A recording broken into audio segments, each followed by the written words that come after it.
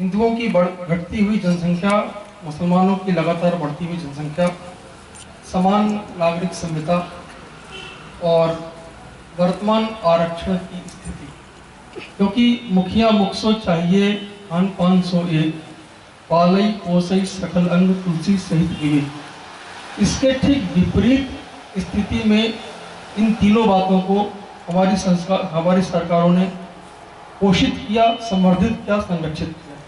पहला क्या है? हिंदुओं की घटती जनसंख्या, मुसलमानों की बढ़ती। आगे क्या है? समान नागरिक संहिता। दो ही है ना जी। बैठिए। आपने रामचरितमानस की एक पंक्ति पढ़ दी, मुखिया मुखसो चाहिए। मुख का अर्थ क्या है? मुख का अर्थ मुख नहीं है, मुख का अर्थ है, भैया हो गया, मुख का अर्थ है मुखगत प्राण वायु।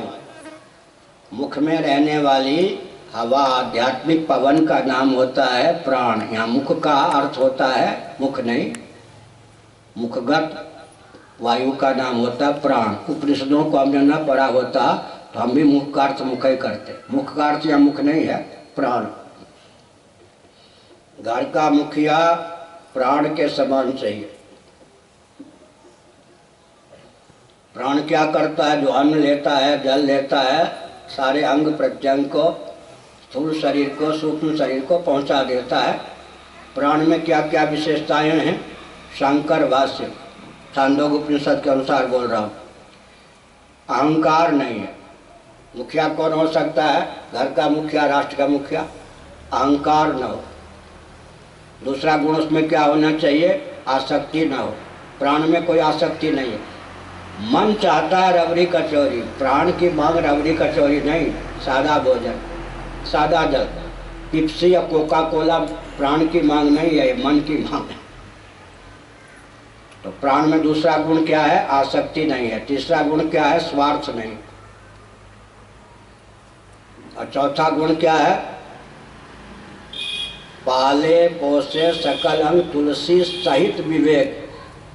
प्राण विवेक शून्य होता है या विवेक संयुक्त, अपने आप में प्रश्न है। तो कौशितिकित ब्राह्मणोपनिषद के अनुसार यहाँ प्राण का अर्थ प्राण के साथ प्रज्ञा भी ले लेना चाहिए, क्योंकि प्रज्ञा के बिना विवेक की प्राप्ति नहीं होती। प्राण से तादात्म्यपन्न प्रज्ञा को लेकर ये कहा। अब आप जो जनसंख्या की बात यही है ना, पहला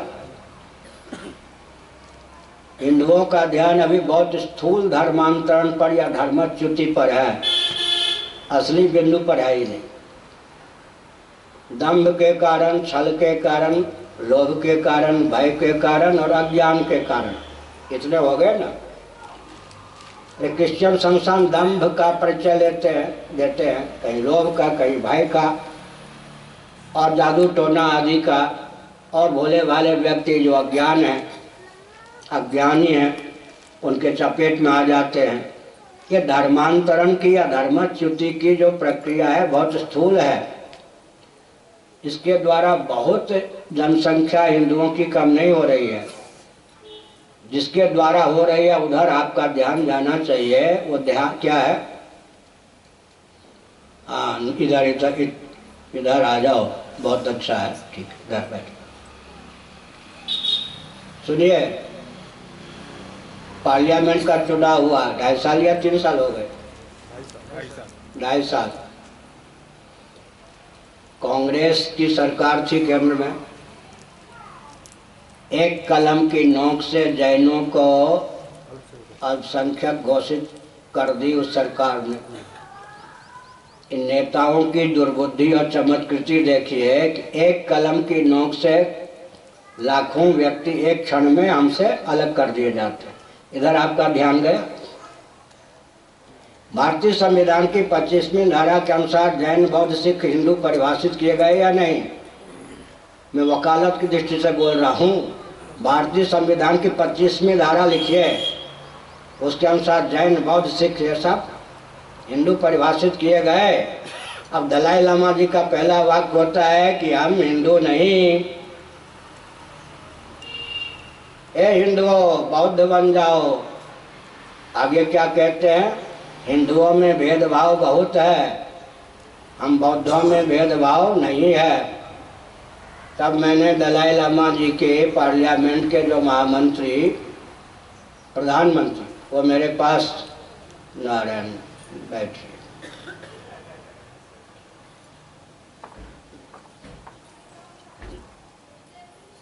वो महान भाव नारायण, इधर बैठिए, उधर बैठना चाहिए।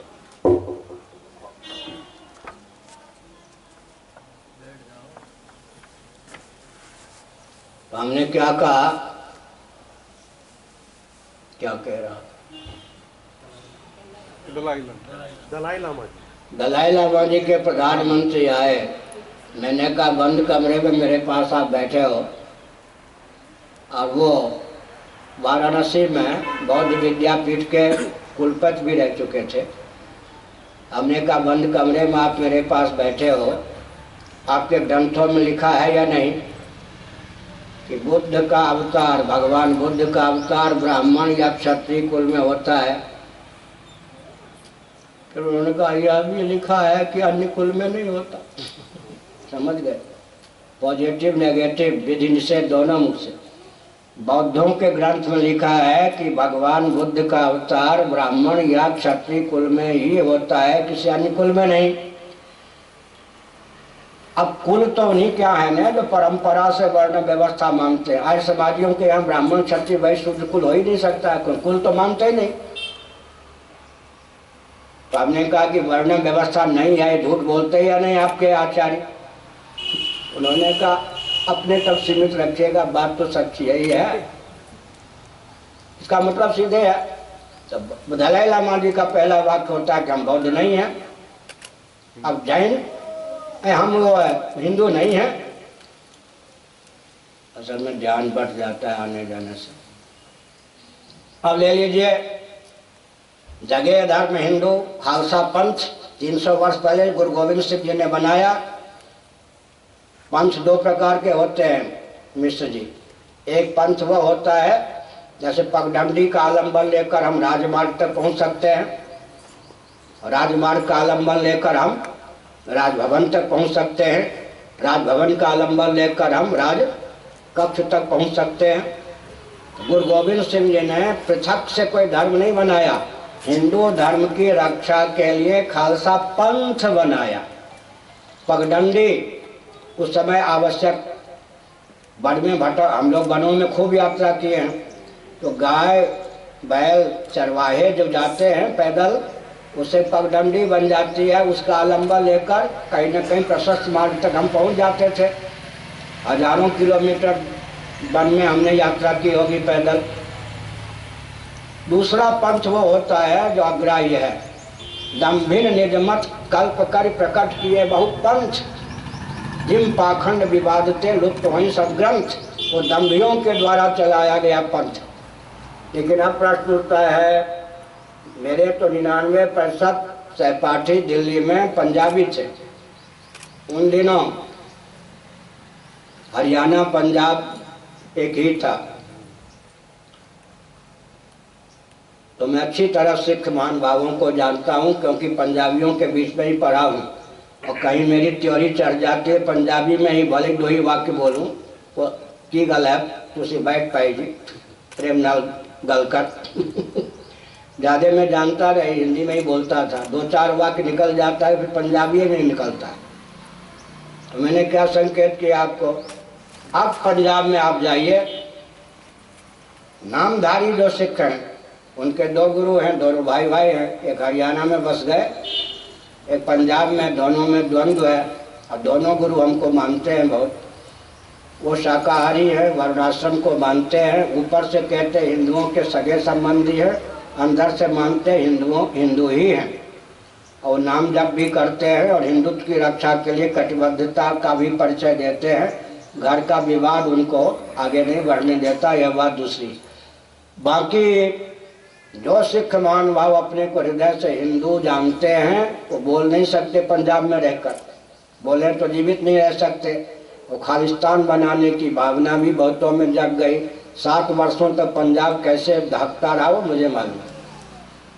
इसका मतलब जिनका जन्म हिंदू धर्म की रक्षा के लिए हुआ था, अब गाय नष्ट हो जाओ, गंगा नष्ट हो जाओ, उनके लिए कोई उनकी ओर से आवाज ही नहीं आती है। वो भी हो गए अल्पसंख्यक में। अब कौन रह गए? जैन अल्पसंख्यक हो ही गए। इधर आपका ध्यान गया? एक क्षण में नेताओं की चुटकी बजाने से हमारे करोड़ों व्यक्ति, लाखों व्यक्ति अल्पसंख्यक हो जाते, माने हमको छोड़ करके हिंदुओं को अल्पसंख्यक बनाने का मार्ग प्रशस्त कर जाते हैं। इधर ध्यान गया? अब भारत में जो हिंदू हैं ये परिभाषित कैसे हैं? भारत में 80% 82% जो हिंदू कहे जाते हैं, इनकी परिभाषा क्या है? इस पर विचार कीजिए।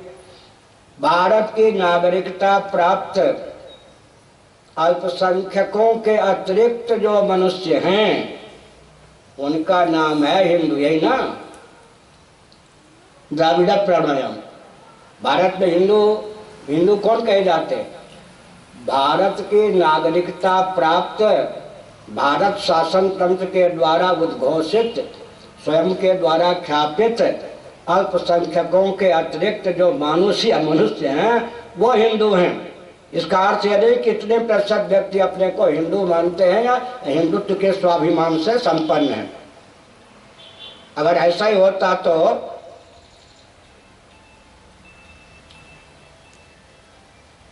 वो जस्टिस गौहत्या का समर्थन करते रिटायर। कौन? काटजू। नाम आप जानते हैं? काटजू। एक क्षत्रिय कुल के व्यक्ति विदेश में जाकर कहते कि मैंने अपने हाथों से गोमांस बनाया है, आहा कितना स्वाद। समझ गए? वो सब कांग्रेसी। उस दरबार में, देश की माननीय पुत्र वधू सुवर्णा जी के दरबार में, अब पार्लियामेंट तक, सुप्रीम कोर्ट तक मेरे विरोध में पहुंच जाइए। कितना बढ़िया नाम लिया मैंने। देश की माननीय पुत्र वधू सुवर्णा जी के दरबार में उन व्यक्तियों को नजदीक लाया गया जो गोहत्या के घोर समर्थक हो गए। अब इनको भी हिंदू आप कहेंगे क्या? डंके की चोट से जो गोहत्या का समर्थन करता है उसको भी हिंदू कहेंगे क्या? इसलिए आपने जो जनसंख्या की बात कही, केवल घोषित जो हो जाते हैं आजकल वनवासी इत्यादि, वही अल्पसंख्यक हो गए नहीं। आगे ले लीजिए, किसका मस्तिष्क हिंदुत्व के अनुकूल बच गया है? अब तो 1 क्विंटल भूसी में क्या 100 ग्राम चावल को हम ढूंढ रहे हैं। ध्यान गया? नहीं गया ना? वर्तमान जो शिक्षा पद्धति है, बुरा न मानो होली है, अगर प्रबल संस्कार पूर्व जन्म का न हो, माता पिता सावधान न रहे हों बचपन से, यहाँ तक कि गर्भ धारण के समय से माता पिता सावधान न रहे हों, तो 4% भी हिंदुत्व के अनुकूल किसी का मस्तिष्क रह गया है क्या? अब बुरा मत मानिए, जो शिक्षा पद्धति क्रियान्वित है नीति और अध्यात्म से विहीन, पहला प्रश्न यही था। इस शिक्षा पद्धति से जो शिक्षित व्यक्ति हैं उनको आप हिंदू कहिए, लेकिन हिंदुत्व के अनुकूल 2% भी मस्तिष्क बन सकता है वर्तमान शिक्षा पद्धति के द्वारा, तो हम कहेंगे कौन फिसल नहीं गया। अब आप अम्बेडकर महानुभाव ने जब ये लिखा था या उनसे लिखवाया गया था, महानुभाव में कह रहा हूँ, गुप्तचर विभाग मेरे नाम पर बबंडर मत मचाना, तब उन्होंने 25वीं धारा के अंतर्गत जैन बौद्ध सिखों को भी रखा था। केवल अपनी एक भावना व्यक्त की थी, हमारे अनुयायी हिंदू ही रहे, सुनिए, लेकिन वर्ण व्यवस्था को परंपरा से मानने वाले हिंदू न रहे। इधर ध्यान गया? वो बिल्कुल नहीं पसंद करते थे कि उनके अनुयायी कोई हिंदू न रहे, हिंदू ही रहें। गांधी जी से भी हिंदुत्व के प्रबल समर्थक अम्बेडकर थे, इतना आप जान लीजिए। हमारे अनुयायी हिंदू ही रहें, लेकिन ऐसे हिंदू न रहें जो जाति पाति परंपरा से वर्ण व्यवस्था के समर्थक हों। वो 2 हो गए, जैन और बौद्ध। क्या यद्यप उनके यहाँ भी, जैनों के यहाँ भी विवाह की प्रथा सब वैदिक ही है, दाह संस्कार है, पूर्व जन्म है, पुनर्जन्म है, परलोक है, अलोकाकाश है, प्रणव है, सब कुछ है, लेकिन अपने आप को वो जाति पाति वाले हिंदू से पृथक मानते हैं, बौद्ध भी मानते हैं। सिख आपको मिलेंगे ब्राह्मण बहुत से, पंजाब में जाइए ब्राह्मण सिख, क्षत्रिय सिख, वैश्य सिख।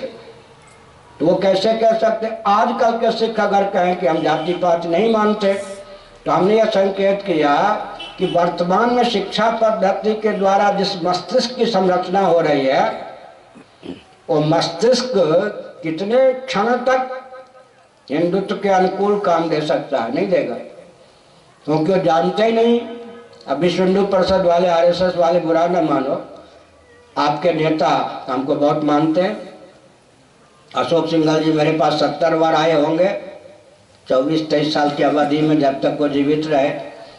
मोहन भागवत जी 3 बार आ चुके, और सुदर्शन जी 10 बार आए थे जब तक थे वो जीवित। लेकिन मैं संकेत करता हूँ, वेद सम्मत परंपरा से तो आपको वैदिक साहित्य का, वाङ्मय का अध्ययन ही नहीं है। आप जो हिंदू को परिभाषित करोगे, हिंदुस्तान बनाना चाहोगे, हिंदू राष्ट्र बनाना चाहोगे, वो तो वही होगा जो अंग्रेज चाहते हैं। इसका मतलब सचमुच में शिक्षा पद्धति के द्वारा मस्तिष्क की ऐसी संरचना हो गई है, हिंदू भी हिंदू नहीं कहने में हमको वेदना प्राप्त है, क्योंकि उनके विचार सनातन वर्णाश्रम व्यवस्था के अनुरूप हिंदुत्व के हो ही नहीं सकते हैं। इसलिए अब तो बीज की रक्षा, अधिक न कह के मैं 3 शब्द देता हूँ। हमारे चतुर्वेदी जी के हाथ में भगवत कृपा से 1080 पृष्ठों में लिखा गया भगवान शंकराचार्य का जीवन चरित्र है, और चारों शास्त्रार्थ इसमें बहुत विस्तार पूर्वक भी दिए गए हैं। भगवान शंकराचार्य जी ने संक्रमण काल में, ये संक्रमण काल है, घर में आग लग जाने पर कुआं खोदने की उपयोगिता नहीं है। घर में आग लग जाने पर कुआं खोदने से होगा क्या? संक्रमण काल में स्थायी निर्माण नहीं होता सिरोही में। कुआं खोदने चलेंगे तब तो और बंटाढार हो जाएगा। संक्रमण काल में काम करने की 3 प्रक्रिया है। पहली प्रक्रिया क्या है? चयन। जिन व्यक्तियों का जन्म स्वस्थ क्रांति के लिए ही हुआ है, भगवान राम ने भी चयन किया या नहीं, हनुमान जी इत्यादि का। भगवान कृष्ण ने चयन किया युधिष्ठिर इत्यादि का। जिन व्यक्तियों का जन्म ही सनातन सिद्धांत की रक्षा के लिए हुआ है, उनका चयन कीजिए। हम लोग कर रहे हैं। इसी में सिरोही जी ये सब है, चतुर्वेदी जी आदि सब कौन है? जिन व्यक्तियों का जन्म ही, ये कहते हैं हमारे सचिव जी, आप जानते हैं पीसी झा जी को, शिवरात्रि पर आज अपनी जन्मभूमि में होंगे, कि इतने ये गुण संपन्न व्यक्ति जब तक हम लोगों के संपर्क में नहीं आए थे तब तक इनका गुण कहाँ था। हमने कहा जिसका साथ देने के लिए इनका जन्म हुआ है उसी के पास इनका गुण प्रकट हो सकता है, अन्यों के पास। राम काज लगी तब अवतारा, काचुक साज रहे बलवाना, हो गया ना। हनुमान जी तो बचपन से हनुमान जी थे, शिवावतार थे, लेकिन राम काज किन्हें बिना मोहि कहाँ विश्राम। जब राम जी के कार्य में सहयोगी बनने का नंबर आया, समय आया, तभी उनका वो स्वरूप प्रकट हुआ है, उससे पहले। इसीलिए कोई गृहस्थाश्रम में डब्बे में भी सिरोही जी आप लोगों को बंद करके रख दे या किसी को रख दे, आपके वो गुण प्रकट नहीं हो सकते। जिस कार्य की सिद्धि के लिए ईश्वर ने आपको भेजा है या जिस कार्य की सिद्धि के लिए आप आए हैं, वहीं आपकी बुद्धि का ठीक से उपयोग हो सकता है। चयन की प्रक्रिया और संकेत में प्रशिक्षण। हनुमान जी को प्रशिक्षण देने में कितने साल लगे होंगे? एक वाक्य जामवंत ने कहा, पवन तनय बल पवन समाना, काचुक साज रहे बलवाना, बस दुर्तय भयो पर्वता कारा। जिनका जन्म ही स्वस्थ क्रांति के लिए हुआ है, उनको प्रशिक्षण देने में 2-4 वर्ष नहीं लगते। संकेत में 6-7 महीने में, 6-7 वाक्य में, 1 वाक्य में भी हो सकता है। उसके बाद नियोजन, मोर्चे पर नियुक्त कर दीजिए। चयन, प्रशिक्षण, नियोजन। जनसंख्या का उत्तर हो गया, अभी नहीं हुआ। आप कह सकते हैं ये तो बीमारी है, बीमारी कुछ नहीं। अब हम आशा की बात कहते हैं। पूरा विश्व हमारा अनुगमन करने के लिए तैयार है 10-20 अराजक तत्वों के अतिरिक्त। अराजक तत्व भी लाखों नहीं, कुल विश्व में 10-20 अराजक तत्व हैं। उन अराजक तत्वों को समझ लेना चाहिए। हिरण्यकशिपु के समान, हिरण्याक्ष के समान, रावण के समान, कंस के समान, दुर्योधन के समान कौन आतंकवादी आजकल है? उनके सामने मच्छर के समान भी आजकल के आतंकवादी नहीं हैं। हमारे वैदिक महर्षियों ने इन आतंकवादियों को ठिकाने लगा दिया। इसलिए इन आतंकवादियों से हमको डर नहीं है, न चुनौती हमको प्राप्त है, समझ गए। दूसरी बात क्या है, पूरा विश्व हमको अपनाने के लिए तैयार है नहीं, पूरा विश्व हमारा अनुगमन करने के लिए तैयार है। केवल भारत का केंद्रीय और प्रांतीय शासन तंत्र ऐसा दब्बू बनता है कि अपनी मेधा शक्ति, रक्षा शक्ति, वाणिज्य शक्ति, श्रम शक्ति का सदुपयोग करना नहीं जानता। जिन जिन देशों से हमको खतरा है, सुनो मिश्र जी, जिन जिन देशों से हमको खतरा है वहीं हमारे इतने व्यक्ति भरे हैं कि वहाँ वो हमारे पास आकर के क्या आक्रमण करेंगे, वहीं उनको दबाने के लिए हमारी शक्ति भरपूर है। अमेरिका में अब इतिहास ले लो, मैं तो संकेत में बोलता हूँ। और गुप्तचर विभाग मेरे पास कोई फाइल नहीं है जहाँ आप देखो कि कहाँ से रिपोर्ट आती है, न कहीं से रिपोर्ट आती है। अखबार पढ़ता हूँ, आप लोग 1 घंटा पढ़ते होंगे तो हम मुश्किल से 2 मिनट, 3 मिनट, कभी कभी आध घंटा। सुनिए, जिनके 4 करोड़ पूर्वजों को गाजर मूली की तरह काट दिया, जिनके पूर्वज भारत से गए थे अमेरिका में, आज वो पादरी बन के काम कर रहे हैं। जनरल माथुर है ना, यही तो है, राजस्थान, ये मध्य प्रदेश आ गए, राजस्थान में है या नहीं? उनसे पूछिए, सारा रिकॉर्ड है उनके पास। माथुर, मेजर माथुर RSS के हैं, उनके पास सारा रिकॉर्ड है। सुनिए, एक महिला आई थी, अब तक वहाँ उन देशों में महिला गुरु नहीं बनती थी। उसके पति इतने प्रभावशाली थे, चल बसे तो उस महिला को गुरु बनाया गया। उसके ध्वज पर कल्कि भगवान का चित्र है, वहाँ के नोटों पर कल्कि, 5-7 देशों की गुरु बनाई गई। अपनी बेटी के साथ आई थी और उसने मेजर लेके आए थे, उसने जो वंदे मातरम का खड़े होकर गान किया बहुत बढ़िया ढंग से। अमेरिका की बात, 4 करोड़ जिनके पूर्वजों को गाजर मूली की तरह काटा गया, आज वो लाचारी है उनकी, पादरी बन के काम कर रहे हैं। वो भारत की ओर प्रतीक्षा करते हैं, कोई शक्ति का उदय होगा जो हम अपने अस्तित्व आदर्श की रक्षा कर सकेंगे। और जिन्होंने हमारे पूर्वजों को 4 करोड़ की संख्या में मार के फेंक दिया, उनके सामने हम घुटना न टेक कर उनको घुटना टेकवाने के लिए बाध्य होंगे। हमारी शक्ति कहाँ नहीं है, कहाँ नहीं है, सब जगह है। और मेरे पास तो सारा विश्व दार्शनिक, वैज्ञानिक, व्यावहारिक धरातल पर हिंदुत्व को स्वीकार करने के लिए तैयार है।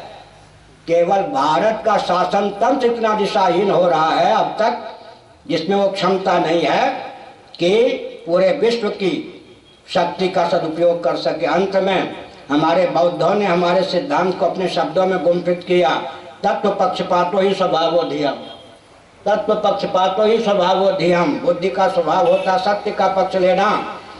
पूरा विश्व इस बात को जानता है। धर्मशास्त्र, अर्थशास्त्र, काम शास्त्र, मोक्ष शास्त्र, चिकित्सा शास्त्र, वास्तु विज्ञान, गणित विज्ञान, ये सारे के सारे विज्ञान, नीति शास्त्र वैदिक महर्षियों से हमको प्राप्त हुआ। आज भी मैंने चुनौती दी ना, पूरा विश्व एक और विकास को वेद विहीन ढंग से परिभाषित और क्रियान्वित करने का पक्षधर, और हम अकेले रह गए पूरे विश्व में। हमारी चुनौती है ऋषियों की ओर से, वैदिक वांग्मय की ओर से, विकास के नाम पर बच्चों एक तिल भी विश्व को खिसका के आगे दिखाओ ना, तो हम समझेंगे तुम्हारे पास कोई ज्ञान विज्ञान। इसलिए नान्य पंथा विद्यते अनाया। अब आप कह सकते हैं कि वो शासन तंत्र कब आएगा? आएगा और आ रहा है। दूसरा प्रश्न क्या था? जनसंख्या के बाद। और आप चिंता मत कीजिए, कल एक महिला वहाँ रो रही थी राजस्थान में, इतने में तो हिंदू अल्पसंख्यक हो जाएंगे। हिंदू अल्पसंख्यक नहीं होते, सारा विश्व हिंदुत्व के प्रति आस्थान्वित होगा और सारा विश्व लाठी गोली बम बारूद के बल पर नहीं, सनातन वैदिक आर्य सिद्धांत के दार्शनिकता, वैज्ञानिकता और व्यावहारिक धरातल पर उपयोगिता के बल पर गर्व से स्वयं को हिंदू कहने के लिए उत्सुक होगा, बाध्य भी होगा। आगे आगे क्या हो गया? एक दोनों प्रश्न हो गया। हर हर महादेव।